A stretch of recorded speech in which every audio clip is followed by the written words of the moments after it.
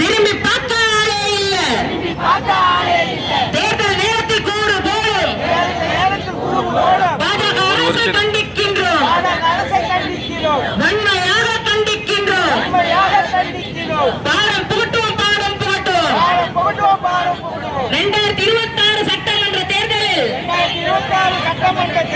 பாடம் புகட்டுவோம், பாடம் புகட்டுவோம். வீட்டு கணக்கு சரி செய். அத்தியாவசிய பொருட்களை உடனடியாக திரும்பப் பெறு. அத்தியாவசிய விலை உயர்வை திரும்பப் பெறு. கண்டிக்கின்றோம்.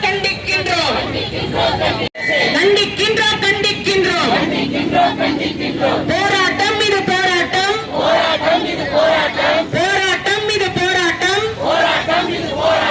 திமுகவின் போராட்டம். மாநில ஏவல் பார்க்கும், அமெரிக்காவுக்கு ஏவல் பார்க்கும். மோடி அரசை கண்டிக்கின்றோம். ஏழை எளிய மக்களை வஞ்சிக்கும் மோடி அரசை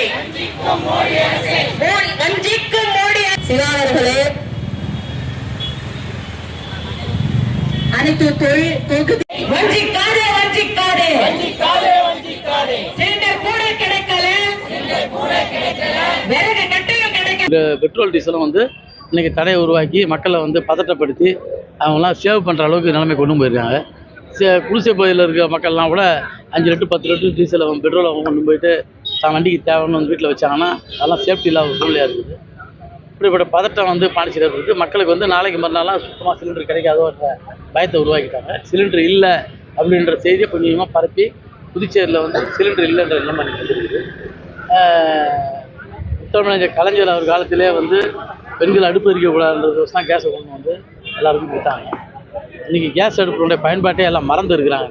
இது விறகு அடுப்பு எப்படி பற்ற வைக்கிறது, அந்த அடுப்புலாம் கூட யார்ட்டும் கிடையாது இருக்குது. அது மட்டும் இல்லாமல் இன்றைக்கி இருக்க அப்பார்ட்மெண்ட்டு வாழ்க்கையிலையும் நகரப்பகுதிகளையும் இந்த அடுப்புலாம் பற்ற வைக்க முடியாது.